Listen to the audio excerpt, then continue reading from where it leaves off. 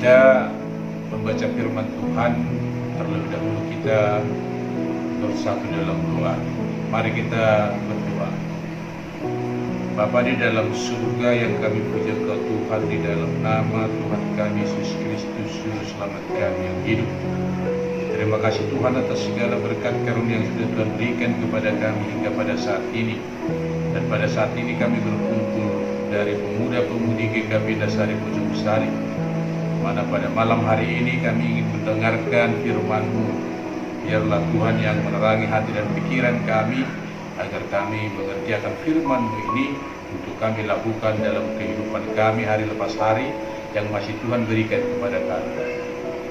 Terlebih dahulu ya Bapa, ampunkan segala dosa pelanggaran kami, agar kami layak menerima anugerah yang Tuhan berikan kepada kami. Terpujilah Engkau Bapa, di dalam nama anak Tuhan Yesus Kristus kami berdoa dan mengucap syukur. Amin.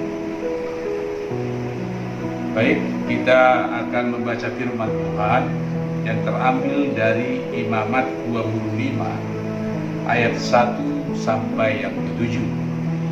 Imamat 25 ayatnya yang pertama sampai yang ke-7. Saya akan bacakan buat kita sekalian. Di bawah judul Lembaga Alkitab Indonesia memberikan judul Tahun Sabat dan Tahun Yobel. Tuhan berfirman kepada Musa di Gunung Sinai, "Berbicaralah kepada orang Israel dan katakan kepada mereka, apabila kamu telah masuk ke negeri yang akan kuberikan kepadamu, maka tanah itu harus mendapat perhentian sebagai sabat bagi Tuhan. 6 tahun lamanya engkau harus menaburi ladangmu, dan 6 tahun lamanya engkau harus merantingi kebun anggurmu dan mengumpulkan hasil tanah itu. Tetapi pada tahun yang ke-7 haruslah ada bagi tanah itu suatu sabat, masa perhentian penuh, suatu sabat bagi Tuhan. Ladangmu janganlah kau taburi, dan kebun anggurmu janganlah kau rantingi. Dan apa yang tumbuh sendiri dari penuaianmu itu janganlah kau tuai, dan buah anggur dari pokok anggurmu yang tidak dirantingi janganlah kau petik. Tahun itu harus menjadi tahun perhentian penuh bagi tanah itu. Hasil tanah selama sabat itu haruslah menjadi makanan bagimu, yakni bagimu sendiri, bagi budakmu laki-laki, bagi budakmu perempuan, bagi orang upahan, dan bagi orang asing di antaramu yang semuanya tinggal padamu, juga bagi ternakmu dan bagi binatang liar yang ada di tanahmu. Segala hasil tanah itu menjadi makanannya." Demikianlah firman Tuhan bacaan kita pada malam hari ini. Ya baik, para pemuda-pemudi GKP Dasari Bojong-Sari, pada malam hari ini, di mana judul tema khotbah kita adalah keseimbangan semesta. Berbicara tentang keseimbangan semesta, tentunya kita harus melihat lingkungan kita. Di dalam bacaan imamat ini ada penekanan ataupun ajakan yang akan kita berlakukan dalam hidup kita yang diberikan Tuhan kepada kita. Kalau kita berbicara tentang lingkungan hidup, isu lingkungan hidup tentunya bagi warga gereja banyak yang belum peduli terhadap mengenai masalah lingkungan.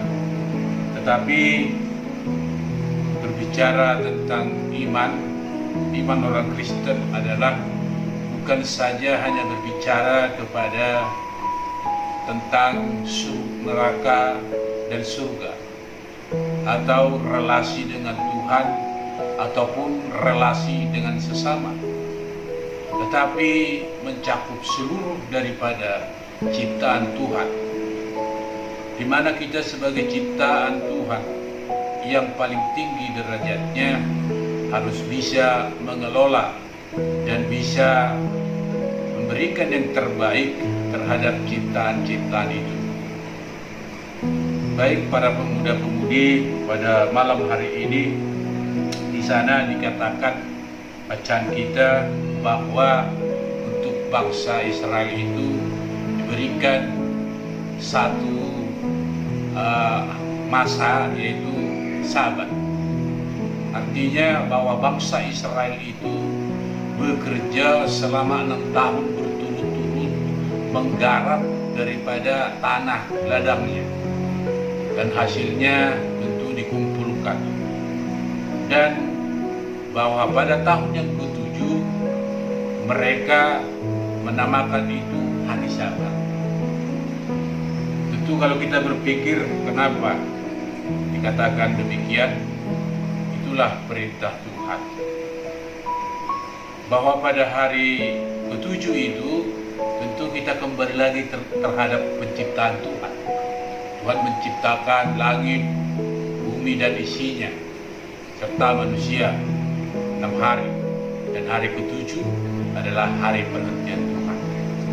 Nah, pada bacaan ini kita diingatkan kembali pemuda-pemudi GKP, karena pada kalianlah semua ketergantungan atau keberlangsungan daripada lingkungan hidup yang tentu diharapkan kepada pemuda-pemudi untuk lebih proaktif di dalam menjaga lingkungan.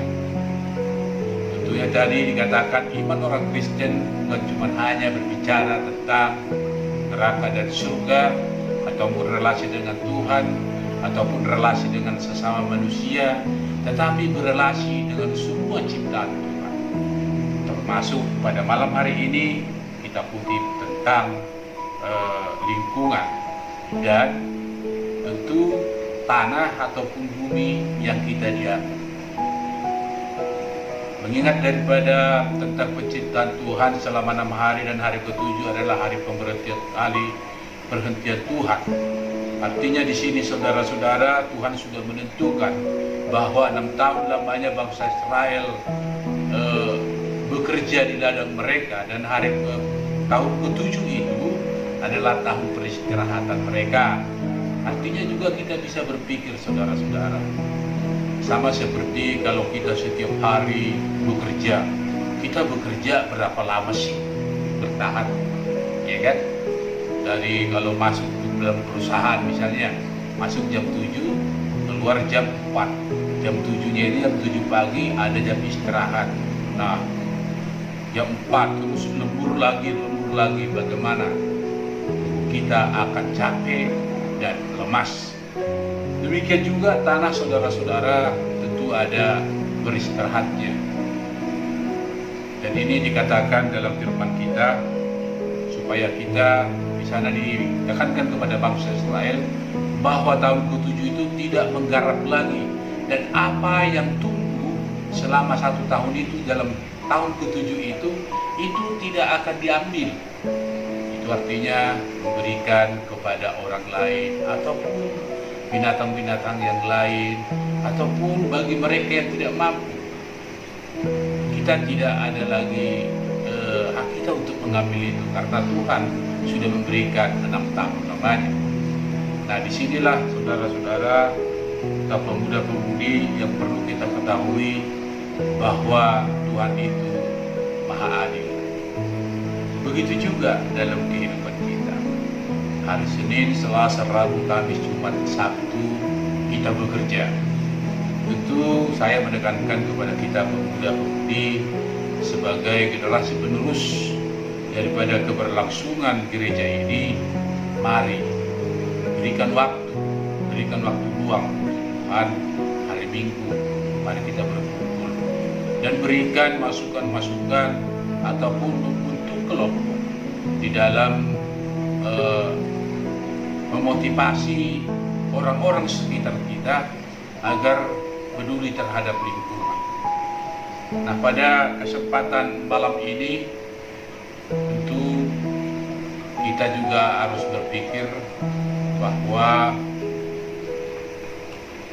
dalam hidup ini ada masa-masa istirahatnya, ada masa-masa jenuh, ada masa-masa suka, ada masa-masa tentu juga ada masa-masa menderita, karena waktu-waktu itu memang sudah sesuai dengan apa yang sudah direncanakan Tuhan.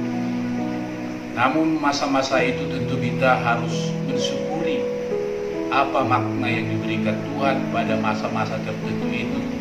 Misalnya kita sukacita, masanya apa itu? Bersedih, masanya bagaimana? Itu juga kita harus melibatkan Tuhan dalam hidup kita. Para pemuda-pemudi pada malam hari ini, kita juga diingatkan supaya di dalam kehidupan ini harus peduli terhadap lingkungan. Banyak kejadian-kejadian sekarang yang bisa kita lihat baik melalui media maupun televisi maupun langsung. Banyaknya sekarang bencana-bencana, longsor atau banjir atau lain sebagainya. Itu diakibatkan apa? Diakibatkan oleh karena kecurangan daripada manusia yang merasa ingin lagi, padahal tidak memikirkan efeknya. Demikian juga dalam hidup ini kita juga harus memberikan waktu kepada Sang Pencipta kita, memberikan yang terbaik. Kita diberikan, tadi saya katakan, bekerja dari hari Senin sampai hari Sabtu, hari Minggu kita khususkan buat Tuhan. Biar segala aktivitas kita ataupun kegiatan kita selalu terberkati oleh Tuhan. Karena saudara-saudara, kalau sama seperti kalau tenaga kita kuras terus, tidak ada masa istirahatnya untuk memasukkan atau memompa tubuh kita ini untuk mencari energi, mengganti kalori yang sudah keluar, tentu tubuh kita ini akan hancur. Demikian juga sebagai kita orang Kristen yang sudah mengaku bahwa Yesus Kristus Juru Selamat, bahwa kita juga harus memperhatikan norma-norma ataupun ajaran-ajaran yang sudah kita terima selama ini. Hari Minggu, mari kita bersatu, datang bersama-sama, khususkan buat Tuhan. Artinya bahwa pada hari itu adalah untuk hari Tuhan. Gak usah bekerja. Bekerja boleh-boleh saja, tapi berikanlah waktu kepada Tuhan. Karena bangsa Israel juga sudah dikatakan di sana bahwa tahun ke-7 janganlah menggarap tanah. Berikan kesempatan kepada tanahmu untuk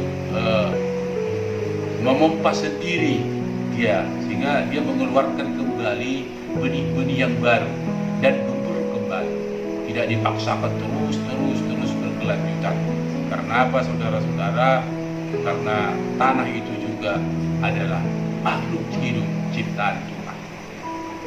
Nah, kepada kita ditekankan supaya kita lebih menilik kepada lingkungan hidup kita. Sebagai pemuda, saya tekankan, saya anjurkan, marilah kita lebih peduli terhadap lingkungan untuk keseimbangan alam kita, keseimbangan semesta. Bila perlu, mari kita membentuk pemuda-pemudi GKP peduli lingkungan, sehingga kita mempunyai wadah yang memang benar-benar bisa kita gerakkan untuk lingkungan kita. Biarlah pada malam hari ini para pemuda-pemudi bisa memaknai apa arti daripada firman Tuhan yang kita baca dari Imamat 25 ayat 1 sampai 7. Dia berbicara, yang mengajak kita tentang untuk peduli terhadap lingkungan sekeliling kita, serta tanah ataupun bumi yang kita injak ini dan kita huni ini adalah ciptaan Tuhan yang perlu juga dilestarikan. dan perlu kita jaga. Dengan menjaga itu juga kita juga sudah menyatakan iman kita. Karena apa? Karena Tuhan juga sudah mengajarkan kepada kita untuk selalu memberikan yang terbaik, bukan untuk Tuhan saja, bukan untuk manusia saja, bukan untuk kepada yang lainnya, tetapi seluruh ciptaan Tuhan yang sudah ada di bumi ini. Biarlah firman Tuhan yang menguatkan kita dan meneguhkan kita pada malam hari ini. Dan terima kasih, Tuhan menguatkan kita. Amin.